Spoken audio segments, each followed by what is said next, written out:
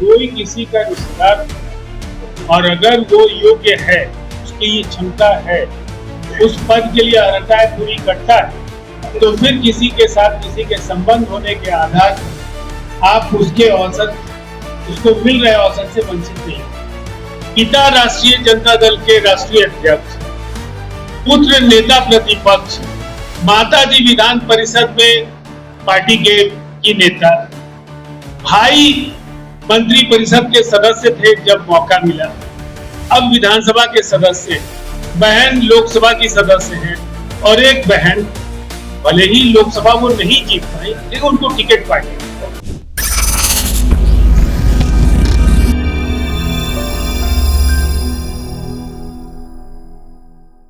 जैसे जैसे बिहार में विधानसभा चुनाव नजदीक आ रहे हैं, वैसे वैसे राजनीतिक बयानबाजियों का सिलसिला और भी तेज होता नजर आ रहा है।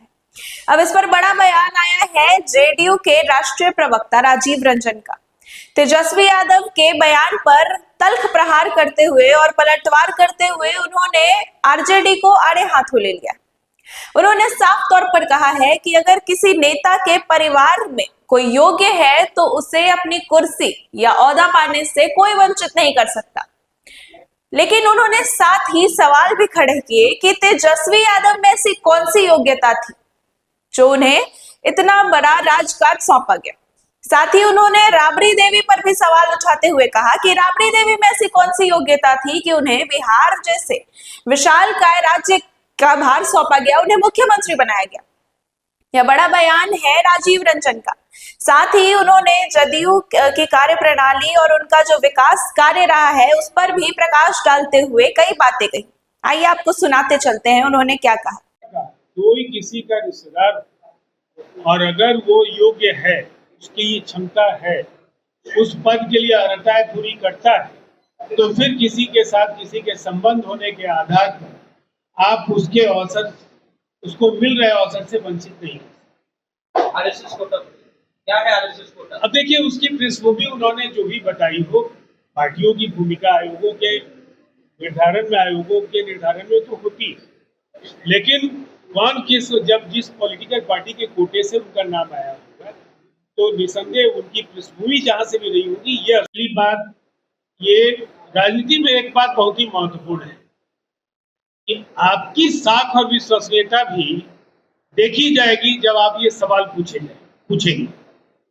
पिता राष्ट्रीय जनता दल के राष्ट्रीय अध्यक्ष, पुत्र नेता प्रतिपक्ष, माताजी विधान परिषद में पार्टी की नेता, भाई मंत्री परिषद के सदस्य थे जब मौका मिला, अब विधानसभा के सदस्य हैं, बहन लोकसभा की सदस्य हैं और एक बहन भले ही लोकसभा वो नहीं जीत पाई लेकिन उनको टिकट पार्टी ने। अब इनके परिवार के अन्य सदस्यों की भी राजनीति में उनके शुभागमन की प्रतीक्षा उनके पार्टी के नेताओं को है। देखिए, जब ये सवाल तेजस्वी यादव करते हैं तो मेरा एक सवाल उनसे भी है कि वो बताएंगे जिस समय वो पहली बार विधायक हुए, लालू प्रसाद जी ने पार्टी के तमाम बड़े नेताओं को दरकिनार कर तेजस्वी यादव ऐसे किस क्रांति के वाहक थे, ऐसा कौन सा उन्होंने आंदोलन किया था, ऐसे किस संघर्ष की पृष्ठभूमि से वो आए थे, या ऐसी क्या अद्भुत शैक्षणिक क्षमता उनकी थी कि वो बिहार को एक विजनरी लीडर उनके रूप में कोई देख रहा था, लेकिन ताजपोशी उनकी इसलिए हुई कि वो लालू जी के सुपुत्र थे। राबड़ी जी मुख्यमंत्री जिस समय बनी थी उस समय उस पार्टी में अनुभवी नेताओं की एक लंबी कतार थी, लेकिन मौका किनको मिला? राबड़ी जी।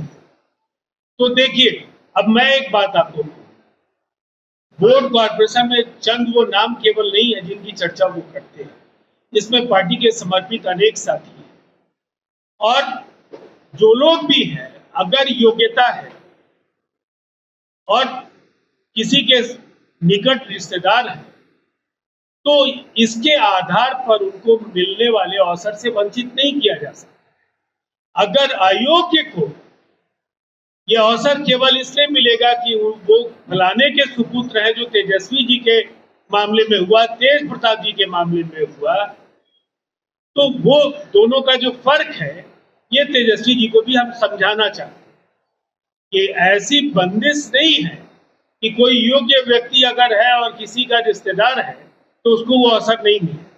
हाँ, अयोग्यता जरूर एक सवाल है और इस सवाल का जवाब तो राजद के नेता बेहतर तरीके से दे तो जाना चाहिए। तो जैसा कि आपने सुना, यह था जदयू प्रवक्ता राजीव रंजन का बड़ा बयान, जिसमें उन्होंने तेजस्वी यादव पर पलटवार किया है और साथ ही पलटवार में अपने कहा है कि जदयू की सरकार जो है उसने कई विकास कार्य किए हैं। अभी जितने 20 साल हुए हैं जदयू को, उसमें उसने बिहार के विकास के लिए कई ऐसे नियम और योजनाएं लाए हैं जो बिहार को प्रगति की राह पर ले गई है। कई ऐसी आधारभूत संरचनाएं बनी है, कई ऐसी योजनाएं हुई हैं और साथ ही शिक्षा और स्वास्थ्य के संस्थानों पर भी काफी काम किया गया है। साथ ही आपको बताते चले कि उन्होंने ये भी कहा कि आगामी जो 2025 से 30 के बीच में जो नीतीश कुमार की सरकार बनेगी उसमें जो काम बचा हुआ है उसको किया जाएगा, उस पर ध्यान दिया जाएगा। साथ ही उन्होंने इस बात पर भी प्रकाश डाला कि कैसे जदयू की सरकार ने अब तक करीबन 9,35,000 लोगों को रोजगार प्रदान किए हैं। वही यह आंकड़ा 10 लाख का था, लेकिन अब इसको पूरा किया जाएगा आने वाले चुनावों के बाद। ऐसा वादा किया गया है कि करीबन 12 लाख जो अभ्यर्थी और छात्र हैं उनको रोजगार प्रदान किया जाएगा। साथ ही एक आंकड़ा जो है तय किया गया है जिसके तहत भविष्य में यह आंकड़ा 50 तक पहुंचने की भी उम्मीदें लगाई जा रही है। यह बड़ा बयान अब आया है सामने राजीव रंजन का। जी हाँ, जदयू के राष्ट्रीय प्रवक्ता राजीव रंजन ने तेजस्वी यादव के बयान पर पलटवार करते हुए आड़े हाथों लिया है राजद को और कहा है कि उनकी पार्टी में कई ऐसे उम्मीदवार लोग हैं, कई ऐसे योग्य लोग हैं जिनको कुर्सी नहीं मिलती, जिनको जो है ओहदा नहीं मिलता, जिनको पावर नहीं दिया जाता, लेकिन वही तेजस्वी और राबड़ी जैसे लोगों को सियासत सौंप दी जाती है। अब इसको लेकर बिहार की राजनीति तो तेज हो गई है, लेकिन अभी आने वाले समय में और क्या प्रतिक्रियाएं मिलती हैं ये भी हम आपको बताएंगे। लेकिन फिलहाल के लिए बस इतना ही। देश और दुनिया की बाकी खबरों को जानने के लिए हमारे साथ बने रहें और देखते रहें अशोका न्यूज। धन्यवाद।